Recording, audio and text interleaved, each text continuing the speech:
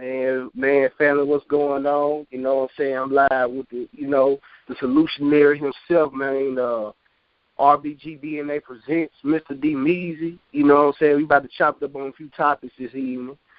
You know what I'm saying? We're gonna be going over a myriad of discussions, and we coming out solution. You know what I'm saying? They ain't just theoretical, just woe is me. Solutions based on my principles. And that's right. Matter of fact, I was sitting there thinking right before you called, and I was thinking, and like the spirit hit me, man. It was like meiotic solutionology 101, man. Of course,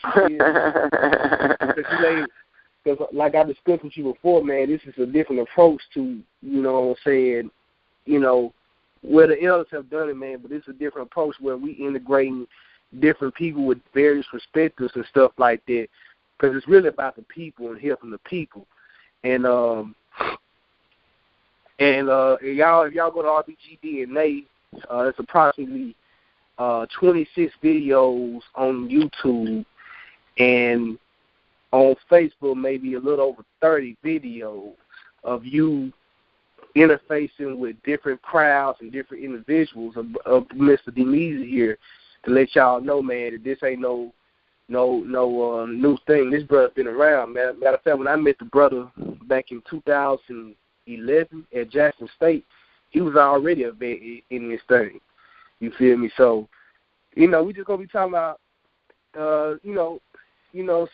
certain issues facing people of African descent or more. I know a lot of people want to be Moors and Israelite, Aboriginal. We got respect for all that. Ain't no hate here. We all just trying to, survive and uplift our people. But what we gonna be talking about, bro, Mr. DMeezy? I'm gonna be quiet and let you lay down what we gonna really be discussing. Well, first and foremost, I want to thank you for setting up this platform so that we can use it as a space to promote our healing, and it's needed, and it's also necessary. And I'm grateful, to always be able to come on various media formats as a producer, as a director, as a coordinator, and also in this case, as a person who's just in the position to benefit from other people's technological expertise. And so I just want to say thank you for helping with this platform, brother. I appreciate it greatly. Likewise, love it. Likewise. Yes, sir. I know. Man, one thing I like to jump into that we been talking about lately is Trump. Now, obviously, you're about the president. You're about the president that I love, right? Yeah. I'm on record during the election. I'm on record during the election when we was on Respect Our Black Dollars Radio. I was on record during the election season, right? Of telling people about my love for Donald Trump. And once he became president, I expressed my love for Donald Trump. And I knew some people didn't understand me back then. I make their jaw drop when I tell them something like that. But I think once they heard my context, they understood it. But he forces Negroes out of denial. He forces the Negro, because the Negro mind is conditioned to apologize for white supremacy. And so, the Negro is so quick to apologize for white supremacy, for all the stuff they do wrong, and then be hypercritical on other black people who it ain't no comparison. There's no equitable comparison between the wrong and the harm and the damage and the disease and the destruction that's caused by the agents and the AEGIS, the AGs of global white supremacy, as opposed to what we do in and amongst each other to each other. It ain't no comparison. But Negroes love to, oppressed people always believe the worst about themselves. I'm trying to remember, was that Biko, was that Paola Freire, or was that Franz Fanon? I forget. But all of them spoke about that. Oppressed people always believe the worst about themselves. Yeah, because, we got it bad. We're not the only people who have been subjected to oppression. It's just that the other people got to keep some aspects of their identity.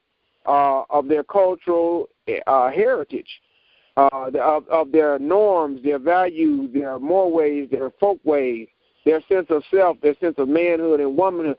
And we had 98.7% of that stripped from us. You know, even to the point now where when we set our institutions up, we set them up according to the slave paradigm, and many of them still reflect that. You know, we got the slave diet, the slave religion, and the slave mentality that we have to fight hard to overcome. And I'm just touching on that because Donald Trump forces the Negro mind away, out of denial, because you have to choose a side. Either you got to stay on the Negro side and be on the Negro All-Stars civil rights train, but you know that train doesn't hit the track. That train doesn't hit the edge of the track. It's about to derail, and you got to get off that merry-go-round and get on some version, whether it's the light version or the heavy version, some version of this black liberation struggle, some version of embracing some of the revolutionary strategies and appeal. You cannot just stay on the Negro fence in Negroville and be comfortable when you're dealing with Donald Trump. Oh man, not at all, man. And I'm glad you said that because you know, and it's been happening for a minute, man. But they're embracing, man. Like you know, I don't know if you been seeing lately, man, but it's been viral acts of just white people just doing outrageous things against black people. You know what I'm saying? Well, in all fairness, they just getting more. It's more cameras now. Yeah. This is probably the most humane treatment that black people have ever had from the police. This is probably the most humane treatment that black people have had from other white people in terms of race relations, both interpersonal and in the collective sense. Now, you have to consider that if these are the best of times in our race relations, if these are the best of times in terms of how the police and us interact as a whole, then that ought to tell you something about what our ancestors had to go through. Hey, real. Let me speak truth to that. Speak truth to that, man. Because I had a conversation with various elders, and a lot of them, they you know, this Mississippi, so you know how it is. They be hushed. They be hushed about what they had to go through with white people, but then they won't stop talking about what they deal with when we deal with each other. So It make it seem like, as a result, children growing up in that reality be believing that the problem is black people, that we the problem, instead of what's actually at the root of our problems, because the adults won't talk about it because they don't want us to hate white folks. Well, hell, the way you talk is making me hate myself. Exactly. and man, I done heard certain, you know, I'm careful when I use the term elders. You know, I still try to reserve some respect, so sometimes I just say olders. You know what I'm saying? They old people, but they're not elders. Right on, man. Because I talk to some of them, man. They be like, man, when they see certain instances of police brutality or police aggression, they say, man, that ain't nothing, man. That young boy ought to be glad he alive, man. Back in 1955, man, you know what I'm saying, that police would just put a bullet in his head, man. Y'all don't know about no real oppression. You know, you hear that kind of, you know, that kind of arrogant foolishness talk. Like this. Okay, let's say, if you're going to talk about that, why don't you talk about it all the way, though? See, they'll talk about it in passing, but they don't want to dwell on it, so that you can get the whole skinny on what the hell was going on and be armed. That's why Elijah Muhammad we had to be grateful for him, and of course Garvey and Noble Drew Ali and the others who come along during the 20s. And Dr. John Henry Clark talked about this a lot, about that, how that man, the black man and woman of the 20s, was standing up and fighting against this white supremacist beast. Okay, at that time they called it the white man. You know, when we say white supremacy, we talking about a global system. At that time, they made reference to the white man when they wanted to talk about the system of global white supremacy. That was the language that they used of that day. They would say the white man. And when they said the white man, they wasn't talking about a white man per se. They were talking about this global system of white supremacy, all right? And so they would talk about the man or the white man or, meaning this is the one that's in charge, this is the one that's running everything. So if you're going to blame anyone, you got to blame the one that's in charge. I mean, how you going to blame me for the food, shelter, clothing, and in safety and protection being in control of someone else? I'm not feeding me. My enemy feeding me. I'm not educating me. My enemy educating me. I'm not clothing me. I'm not making my own clothes with my own hands, with the supplies coming from my own land.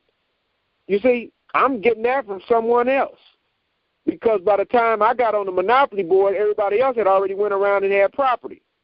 By the time I got to play on the board, everybody else already had staked out the prime spaces, the prime real estate, the prime, what's the thing called, industries, the prime utilities had already been purchased. They had already been settled on. So by the time I got on the board, I was already at a disadvantage, and I didn't get no money.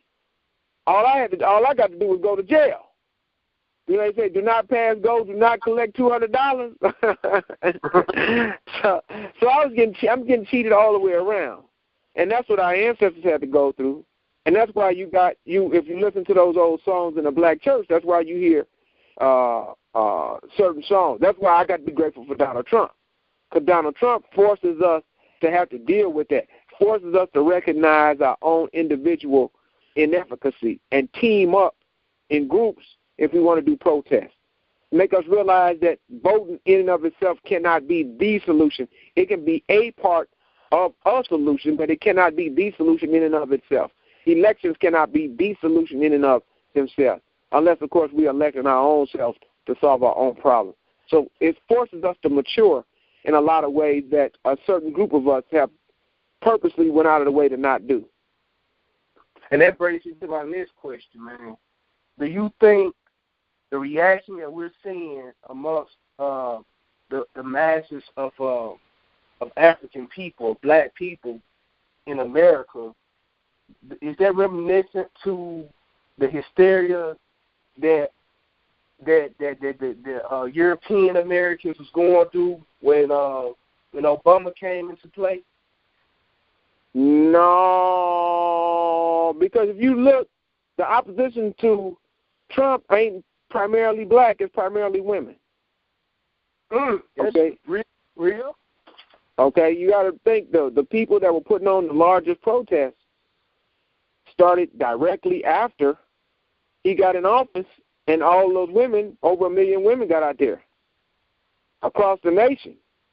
And they did marches in different cities at the same time.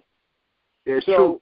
Most of this stuff is women, and that comes from him talking about grabbing women in the crotch and him being able to get away with it, and women seeing the hypocrisy of other white women who going along with it. Remember, we had them two black sisters, Diamond and Dummy. I can't remember the girl's name. Is it Dumb and Dumber? No. They had the extra weave on that didn't quite look right. You know what I mean? The eyelashes, the fingernails, and they talking about they for Trump, and they couldn't even articulate the policy points. So they look like they were paid off. Trump had another black man in the screenshot with hair all over his head, with a sign in the back talking about he loved Trump, and he was the only black person in the screen behind Donald Trump. Everybody else in the whole screen behind Donald Trump was white. And so these were staged black people, token black people, and I ain't knocking them because they getting paid. That's their hustle. Donald Trump is their hustle. All right? Then you had other black people who legitimately had relationships with Donald Trump before he became president. Because since he ran the casinos and they were entertainers, then, you have to have healthy relationships. It helps to have healthy relationships with the people running the casino. So you had a lot of entertainers that had relationships with Donald Trump. He done loaned the money. He done got him out of trouble. He done got him out of jams. He done helped set him up. And so you have a lot of people in the entertainment world that have a relationship with Donald Trump before he became president. And he exploited a lot of those black people. right, by making them take pictures with him without them knowing that they were taking pictures with him.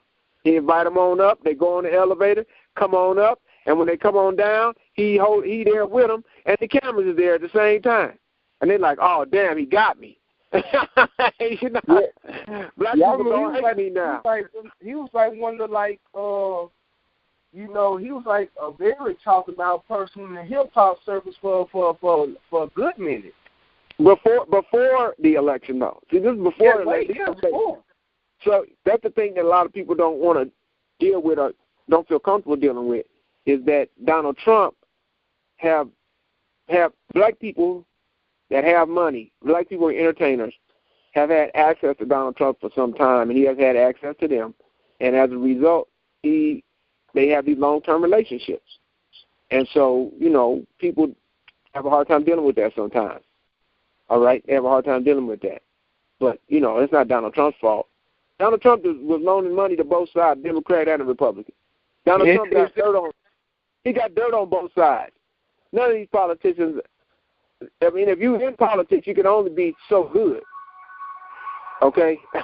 You can only be so good of a person because you in a pool full of snakes. So, you know, you're very limited about how good you're going to be. You know, no man is good in that sense. It's like being in the streets, man. You know what I'm saying? You can only have your heart can only go so far. Like just right quick, like it's been a lot of talk about the brother down there from Rap-A-Lot, Jay Prince. You know, he done a lot of good things for the community. He's very respected. I even heard him on some conscious platforms, Afrikan Centered platforms. You know, promoting economic empowerment. You know, a lot of stuff that mean you. No, Jay Prince is a godfather in the game. Yeah. Yeah. But you don't want to cross him, though. You know what I'm saying? He got that law behind him. And I ain't talking about the police, man. You know, what you call it? He a polarizing thing. Yeah, he definitely up on his grind now. You know, don't knock him. He definitely on his grind, and you got to respect that. I mean, you got to respect that. You know, you got to respect because that's needed. That's what you have to have for the environment that you're in. Hell, look at Farrakhan, man. Farrakhan got guards behind him when he talked. Hell, I even seen Geno Jennings with guards behind him when he talked. And if you're gonna be dropping that much truth, and you know how people are offended by the truth, then yeah, you better have somebody with you. You better have somebody with you. You know, it's only a wolf that want to make sure that the sheep don't have nothing to defend themselves. You know, the wolf hate the rams, and the wolf hate the dogs that are friends with the rams, or that are employed by the rams, or that are allies of the rams and the sheep. And so, you know, once you hand over what you got to defend yourself with, then what are you going to defend yourself with? Nothing. The wolf just come in and do whatever the hell he wants. Exactly. That's how the Democratic Party treat us. You know, put your guard down. The liberal white person who ain't as bad or ain't as brutal, I should say. They just as bad, but they not as brutal. They're not as brutal as the Republican types who are just straight up, you know, wicked racists in many cases, promoting the Bubba agenda. You know, the ones that love Donald Trump, I call Donald Trump in that sense the Klan whisperer. And as the Klan whisperer, he gets these people to feel comfortable expressing themselves. And they get to express those bigoted tendencies that they've had to hold on to for a long time. Now they feel empowered and emboldened to express themselves. And when they express themselves, a lot of black people have been working with them and next to them for 10 and 15, 12 years on the job. They done thought that they cool with these white folks. And you know, since they believe that God is white and Jesus is white and Muhammad is white and Buddha is light blue and Buddha is white and Krishna is light blue, then the lighter they get and the closer they get to light people, the closer they get to heaven. So now they got a white person that they feel comfortable with. Then here come Trump, and this same white person feels like feels comfortable enough to just tell them that they don't give a damn about them. And the black person is taken aback. I can't believe this. How could you be like this? And they feel emboldened by Donald Trump. Oh, feel yeah, emboldened man. by Donald Trump. Yeah, I'm so grateful for him. That's why I love him. That's why I love him. That's why I love him. He shake these Negroes up. He shake them up. And he putting white folks. He putting these white folks that's following him. If they poor, he putting them through the ringer. These poor white folks getting put through the ringer. All right. I mean, they got this opioid crisis, and they called it the worst epidemic that ever existed. So I guess when it was 6 a.m, police at my door, that didn't count. I guess when Scarface said that his mind was playing tricks on us, our minds were playing tricks on us, that didn't count, right? When Minister Society came out, that didn't count. When Boys in the Hood came out, that didn't count. Nino Brown don't count as part of this epidemic that black people are attempting to make movies and songs and use media and art to talk about and bring to the fore. When they were putting the batter ram on these houses out here in Los Angeles, that didn't count. The batter ram. Yeah, the batter ram. Right. You can't stop me, baby. Yeah. They had four helicopters here in South Central L.A. that was for the police at that time. Chain birds. The ghetto bird with Ice Cube car. I guess when all that was going on, it didn't count. That was all bad. That was all the nigger being a bad parent. That's what that was. Oh, yeah. And you find out, and then you see that there's a connection with those drugs and the Contras with Oliver North falling on the sword for Ronald Reagan. And then they all get pardoned. George Bush Sr. pardons the Iran-Contra people. And now, hell, Oliver North has his own damn TV show. All right? And the white reporter who exposed it commit suicide by shooting himself in the head 2 times. Yeah. You see, this is the kind of madness that we deal with, and it ain't gonna never be right. We shouldn't expect it to be right. We'd be fools if we ever thought it could ever be right coming from those folks. They can't do that. All right, brother. We reaching our mark. Before we transition to the next topic, I want you about Trump. Is Trump gonna turn out to be white people's Obama? And the reason why I ask that, you seeing a lot of more radical white people, like in the Republican Party, like kind of like, man, dude, you know what I'm saying? He ain't really putting down as hard enough as we thought he was. Kind of like how a lot of people, I know we can't compare it to two different. No comparison. One of them, Obama got shame, he got class, he had dignity. Even though I disagree with a lot of the unfulfillment of his own policy that he said he was going to be about. Single parent being one of them. All right. But you can't compare it because Donald Trump. You can't say that. You can say a lot of things about Donald Trump, but you can't say that he's weak. That he comes across looking weak. You can't say that he's in a box. Okay. Donald Trump is pardoning people left and right. Obama didn't feel comfortable doing that. Didn't feel like he had a freedom of attitude. Donald Trump got a scandal going every other day. Okay, if Obama had just 2 things that's wrong with Trump, he would have been screamed out of office. Okay, Obama had folks disrespecting him left and right because he represents us as a black man. So even if I don't like Obama policies as a black man, when they see him, they see us. They don't see him for who he is as an individual. They see us. All right, and they just resented the fact of having a black man on top of them, or having a black man at the top office in the land. They just resented that. They were making monkey pictures of him and mocking him. You don't see folks getting away with that with Donald Trump. When somebody tries to say something about Donald Trump, he might be rude and cruel and all the way inappropriate for that office, but he snaps back at their ass, don't he? He get them up off of them, don't he? He might be wrong. No public relations person. He gets straight on that Twitter account and shoot right back. Nope.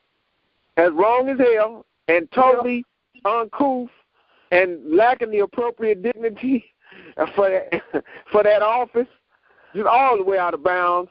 Okay, but he a rich white man, so he can get away with that. Okay, Obama was not viewed as to the same degree of a full human as Trump is. So there's no comparison whatsoever, because even though Obama was not a slave stock African American, he was a true African American, as an American from a black man from Africa who was an American citizen. Yeah, son of an African prince and a white woman. All right, he's a special child. He's a child of prediction. If you deal with the Sambo, the Sambo Judea theory, he's a child of the prediction. All right, he is the symbolic representation of the return of Christ for people who are willing to deal with that. All right, not in terms of Jesus coming back, but in terms of the symbolic representation of the rise of black people in the spiritual sense. Okay, where we become gods again.